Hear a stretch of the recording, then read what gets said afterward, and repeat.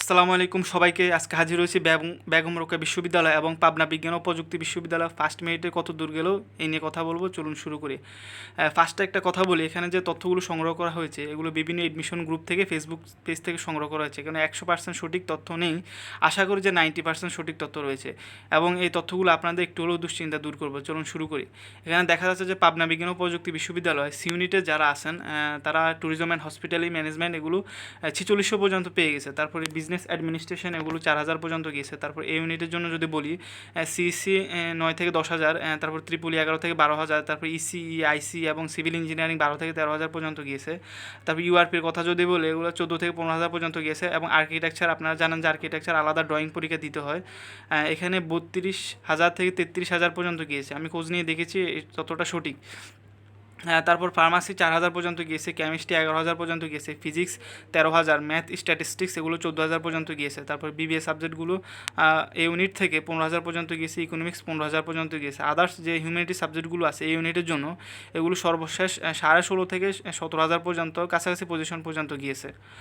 আর তারপর যদি বি ইউনিটের কথা বলি, এখানে ইংলিশ যারা আছে 3,500 থেকে 4,000 পজিশনে ইংলিশ পেয়ে গেছে। তারপর ইকোনমিক্স 4,000 পজিশন পর্যন্ত পেয়ে গেছে। তারপর বাংলা 5,000 এবং 5,500 থেকে 6,000 পর্যন্ত আদার্স যে হিউম্যানিটি সাবজেক্টগুলো আছে বি ইউনিট থেকে তারা পেয়ে গেছে।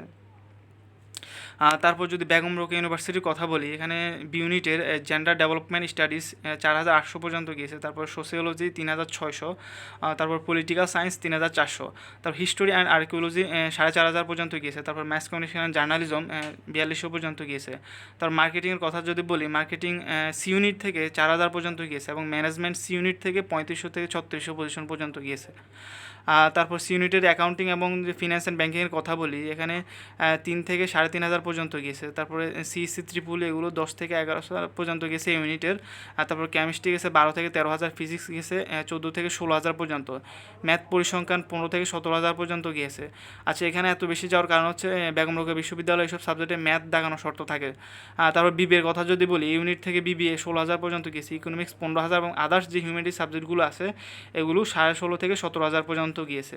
আচ্ছা, যদি সেকেন্ড মেরিটের কথা বলি, সেকেন্ড মেরিটে আশা করি যে বেগম রোকেয়া বিশ্ববিদ্যালয়ে যারা 20,000 পজিশন আছেন এই ইউনিট থেকে তারা সাবজেক্ট পেয়ে যাবেন, আর যারা হিউম্যানিটিজে আছেন 6,000 5,500 পজিশনে সাবজেক্ট পেয়ে যাবেন।